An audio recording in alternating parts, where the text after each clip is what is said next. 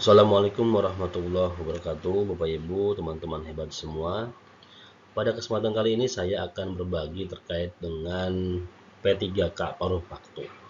Mari kita cek teman-teman semuanya tentang poin-poin penting P3K paruh waktu berdasarkan Kepmenpan RB nomor 16 tahun 2025. Supaya nanti teman-teman tidak gagal paham tentang P3K paruh waktu ini seperti apa, mari kita simak penjelasannya yang berdasarkan Kepmenpan RB nomor 16 tahun 2025 yang sudah terbit. Bapak Ibu yang baru mampir silahkan subscribe atau follow, kemudian like. Apabila ada yang disampaikan silahkan tanyakan di kolom komentar. Baik Bapak Ibu semuanya, ini adalah keputusan Menteri Pendayagunaan Aparatur Negara dan Reformasi Birokrasi nomor 16 tahun 2025 tentang pegawai pemerintah dengan perjanjian kerja paruh waktu, Bapak Ibu. Nah, kita akan simak seperti apa poin-poinnya, pasal-pasalnya yang sekiranya bisa memberikan pemahaman kepada kita tentang P3K paruh waktu. Baik Bapak Ibu, kita akan lihat. Nah, di sini Bapak Ibu menetapkan keputusan Menteri Pendayagunaan Aparatur Negara dan Reformasi Birokrasi tentang pegawai pemerintah dengan perjanjian kerja paruh waktu. Pertama, Bapak Ibu, pegawai pemerintah dengan perjanjian kerja paruh waktu adalah PNS, adalah pegawai aparatur negara atau ASN yang diangkat berdasarkan perjanjian kerja dan diberikan upah sesuai dengan ketersediaan anggaran instansi pemerintah.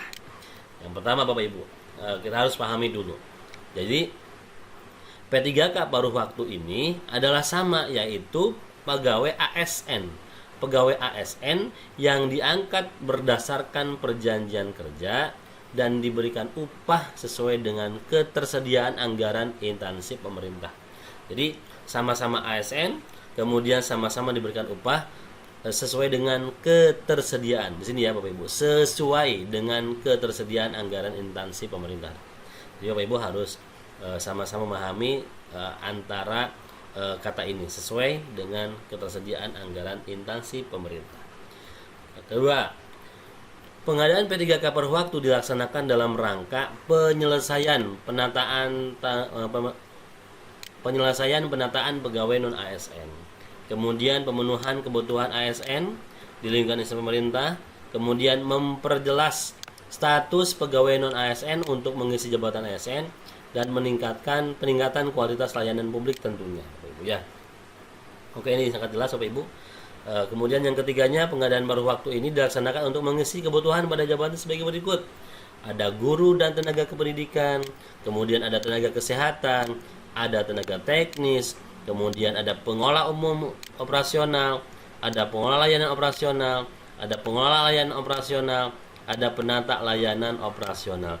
Jadi semuanya, setiap instansi Bapak Ibu teman-teman yang non ASN bisa menjadi dan berkesempatan menjadi P3K paruh waktu, baik dari guru dan tenaga pendidikan, tenaga kesehatan, tenaga teknis, pengelola umum operasional, operator layanan operasional, pengelola layanan operasional, dan penata layanan operasional. Siap-siap ya teman-teman semuanya akan mendapatkan hal ini. Keempat, pengadaan P3K paruh waktu dilakukan berdasarkan hasil seleksi ASN tahun 2024. Nah, ini poin penting juga. Jadi yang keempat itu Bapak Ibu, pengadaan P3K paruh waktu ini dilakukan berdasarkan hasil seleksi ASN tahun anggaran 2024.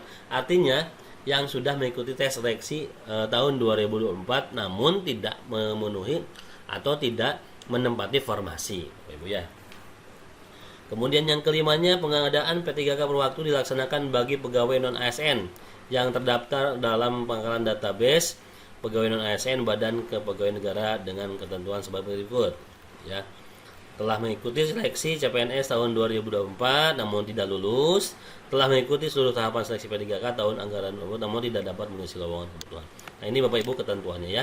Jadi syarat yang paling utama untuk P3K paruh waktu adalah teman-teman kita yang mengikuti seleksi CPNS dan P3K di tahun 2024, yang CPNS tidak lulus dan yang P3K belum mengisi formasi karena kebutuhan lowongannya, ya. Kemudian yang keenam, status P3K paruh waktu ditetapkan sebagai pegawai instansi pemerintah dan diberikan NIP. Nah, Bapak Ibu ya. Jadi Bapak Ibu akan diberikan NIP juga yang P3K paruh waktu. Jadi sama saja ya, akan diberikan NIP. Ketujuh, pengadaan P3K paruh waktu dilaksanakan dengan tahapan sebagai berikut. Nah, ini poin penting juga.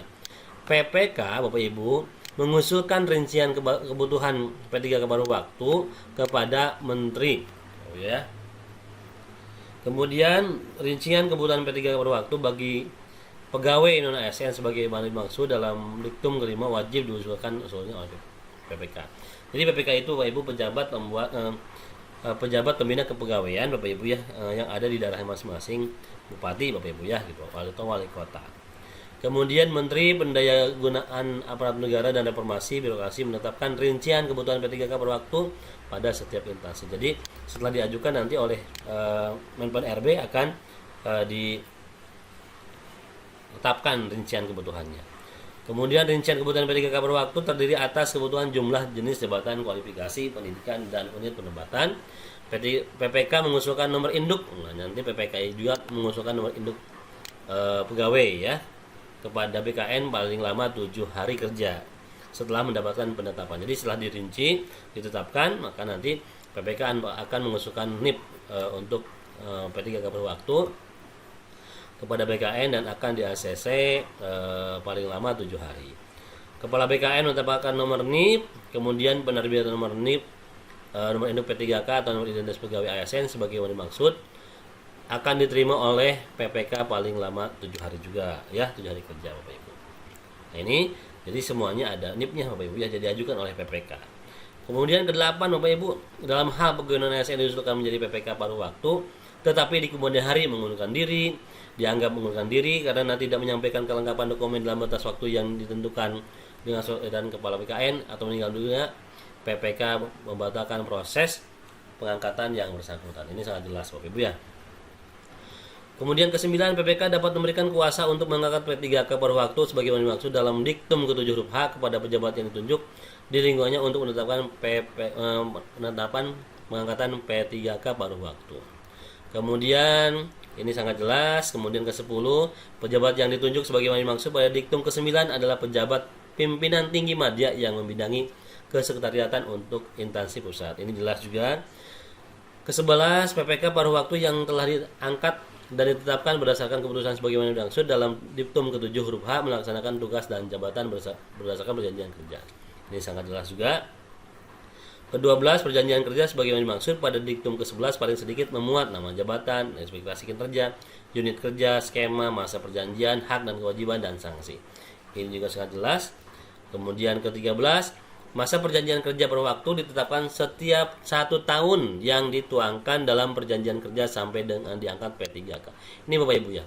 Jadi masa kerja P3K paruh waktu ditetapkan setiap 1 tahun yang dituangkan dalam perjanjian kerja sampai diangkat menjadi P3K. Artinya Bapak Ibu, P3K paruh waktu ini berkesempatan akan menjadi P3K. Ya, jadi tidak ada paruh waktu lagi, tapi P3K yang full ya, yang penuh atau penuh waktu mungkin yang sekarang sedang ngetren ya.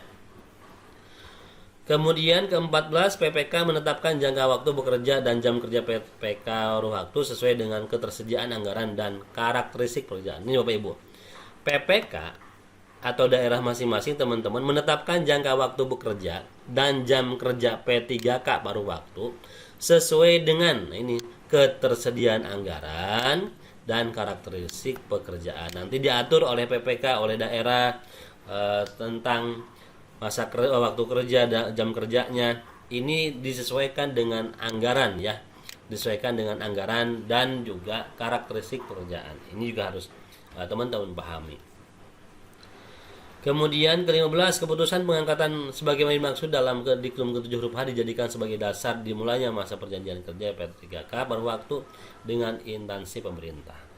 Itu jelas. Ke-16, P3K paruh waktu melakukan perencanaan kinerja. P3K paruh waktu melakukan perencanaan kinerja atau menyusun sasaran kinerja SKP juga Bapak Ibu ya, sesuai dengan target dalam perjanjian kerja. Jadi P3K paruh waktu juga harus membuat atau menyusun SKP atau sasaran kinerja pegawai. Kemudian ketujuh, evaluasi kinerja triwulan dan tahunan P3K berwaktu dilakukan berdasarkan capaian kinerja organisasi. Jadi Bapak Ibu, ada evaluasi kinerja triwulan dan tahunan P3K berwaktu dilakukan berdasarkan capaian kinerja organisasi. Kedelapan, hasil evaluasi kinerja sebagaimana maksud pada diktum ke-17 digunakan sebagai pertimbangan perpanjangan perjanjian kerja atau pengangkatan menjadi P3K. Nah, ini sangat penting Bapak Ibu. Ketika Bapak Ibu dievaluasi kinerja triwulan dan tahunan berdasarkan capaian kinerja organisasi, kemudian hasil evaluasi kinerjanya luar biasa keren dan bagus, ini dapat digunakan sebagai pertimbangan perpanjangan perjanjian kerja atau pengangkatan menjadi P3K Bapak Ibu. Jadi hasil evaluasi ini akan menjadi cerminan teman-teman semuanya diangkat atau dipertimbangkan menjadi P3K atau diperpanjang lagi perjanjian kerjanya. Semangat teman-teman semua ya. Kemudian ke-19, P3K per waktu diberikan upah paling sedikit sesuai dengan besaran yang diterima saat menjadi pegawai non ASN atau sesuai dengan upah minimum yang berwaktu di suatu wilayah. Nih Bapak Ibu, ini juga sangat penting Bapak Ibu terkait dengan yang namanya upah ini sangat luar biasa Bapak Ibu ya. P3K paruh waktu diberikan upah. Nah, diberikan upah paling sedikit sesuai dengan besaran yang diterima saat menjadi pegawai non ASN. Jadi Bapak Ibu akan mendapatkan upah paling sedikit sesuai dengan besaran yang diterima. Ketika besaran yang teman-teman terima 2 juta ya 2 juta lagi gitu Bapak Ibu ya. Atau nih sesuai dengan upah minimum yang berlaku di suatu wilayah. Di wilayah upah minimumnya berapa ya akan disesuaikan.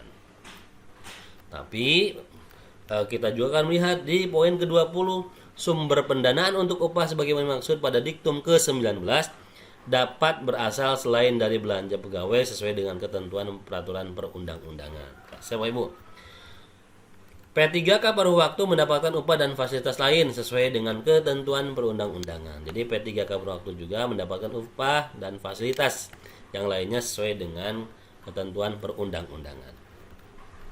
Ke-22, P3K berwaktu memiliki kewajiban sebagai berikut. Ini jelas ya, setia dan taat pada Pancasila, Undang-Undang Dasar Negara Republik Indonesia tahun 1945, Negara Kesatuan Republik Indonesia, dan pemerintahan yang sah. Kemudian menaati ketentuan peraturan perundang-undangan, melaksanakan nilai dasar ASN dan kode etik dan kode perilaku ASN, menjaga netralitas. Ke-23, ketentuan terkait disiplin P3K berwaktu sesuai dengan ketentuan disiplin yang berlaku ASN. Sama saja Bapak Ibu ya. Kemudian ke-24, ketentuan pemberhentian P3K berwaktu sebagai berikut. Yang pertama, diangkat menjadi P3K atau CPNS. Otomatis P3K berwaktunya diberhentikan ya karena sudah diangkat P3K atau CPNS. Kemudian yang keduanya mengundurkan diri. Jelas sekali meninggal dunia, kemudian melakukan penyelewengan terhadap Pancasila dan Undang-Undang Dasar Negara Republik Indonesia tahun 1945, mencapai batas usia pensiun, Bapak Ibu ya, mencapai batas usia pensiun. Kemudian terdampak perampingan organisasi atau kebijakan pemerintah, tidak cakap jasmani atau rohani sehingga tidak dapat menjalankan tugas dan kewajiban, tidak berkinerja, melakukan pelanggaran disiplin tingkat berat, dipidana dengan pidana penjara berdasarkan putusan pengadilan yang telah memiliki kekuatan hukum, tetap karena dia melakukan tindak pidana dengan pidana paling singkat 2 tahun, dipidana dengan penjara atau kurungan berdasarkan putusan pengadilan yang telah memiliki kekuatan hukum, tetap karena melakukan tindak pidana kejahatan jabatan atau tindak pidana kejahatan yang ada hubungannya dengan jabatan Anda atau menjadi anggota atau pengurus partai politik. Ke-25, dalam hal P3K per waktu mengajukan pindah instansi yang bersangkutan dinyatakan mengundurkan diri. Nah, Bapak Ibu, ini pun hal yang penting juga Bapak Ibu ya. Nah ini. Dalam hal P3K per waktu mengajukan pindah instansi yang bersangkutan dinyatakan mengundurkan diri. Kenapa sebabnya? Karena perjanjian kerjanya itu pada instansi sesuai dengan yang tertera pada SK-nya Bapak Ibu ya. Jadi ketika teman-teman P3K berwaktu akan pindah instansi, mengajukan pindah instansi, maka yang bersangkutan dinyatakan mengundurkan diri Bapak Ibu ya. Kemudian ke-26, dalam hal terjadi perubahan organisasi pemerintah, P3K berwaktu yang kompetensi masih butuhkan dan perjanjian kerja yang bersangkutan belum berakhir, maka akan dipindahkan di unit yang membutuhkan sesuai dengan kompetensinya. Ini lain hal Bapak Ibu, karena ini kan perubahan organisasi pemerintah, bukan mengajukan sendiri. Ke-27, pengangkatan P3K berwaktu hanya dilakukan untuk pendataan pegawai ASN melalui pengadaan ASN tahun anggaran 2024. PPK dapat mengusulkan pengangkatan P3K berwaktu menjadi PP3K berdasarkan pertimbangan ketersediaan anggaran dan hasil penilaian atau evaluasi. Jadi daerah PPK dapat mengusulkan pengangkatan P3K berwaktu menjadi P3K berdasarkan pertimbangan tadi, hasil evaluasi dan juga ketersediaan anggaran, Bapak Ibu. Ke-29, pengangkatan sebagaimana dimaksud pada diktum ke-28 dilakukan dengan tahapan sebagai berikut. P3K mengusulkan rincian kebutuhan P3K kepada Menteri Pendayagunaan Aparatur Negara dan Reformasi Birokrasi. Kemudian Menpan RB juga merinci kebutuhan P3K setiap instansi. Kemudian rincian kebutuhan P3K terdiri atas kebutuhan jumlah, jenis jabatan, kualitas pendidikan dan unit penempatan. PPK mengusulkan perubahan status P3K paruh waktu menjadi P3K kepada PKN ya. Jadi nanti PPK akan mengusulkan perubahan. Kemudian Kepala BKN menetapkan pertimbangan teknis perubahan status P3K berwaktu menjadi P3K dan PPK menetapkan pengangkatan PPK sesuai dengan ketentuan peraturan perundang-undangan. Jadi teman-teman semuanya, P3K berwaktu bisa diangkat menjadi P3K sesuai dengan hasil evaluasi dan juga ketersediaan anggaran. Baik, Bu ya. Nah, keputusan ini mulai berlaku sejak tanggal ditetapkan dan apabila di kemudian hari terdapat kekeliruan akan diubah sebagai mestinya. Ditetapkan di Jakarta pada tanggal 13 Januari 2025, Menteri Pendayagunaan Aparatur Negara dan Reformasi Birokrasi Indonesia, Ibu Rini Widiantini ya, Bapak Ibu. Ini adalah surat Kemenpan RB tentang P3K berwaktu. Silakan Bapak Ibu cermati dan pahami supaya teman-teman semuanya, kita semuanya tidak gagal paham, tidak fokus tentang P3K berwaktu. Semangat semuanya, sukses semuanya, berkah semuanya, dimanapun kita melangkah, dimanapun kita bekerja, lakukan dan laksanakan dengan ikhlas dan penuh perjuangan. Terima kasih, sukses, berkah selalu. Assalamualaikum warahmatullahi wabarakatuh.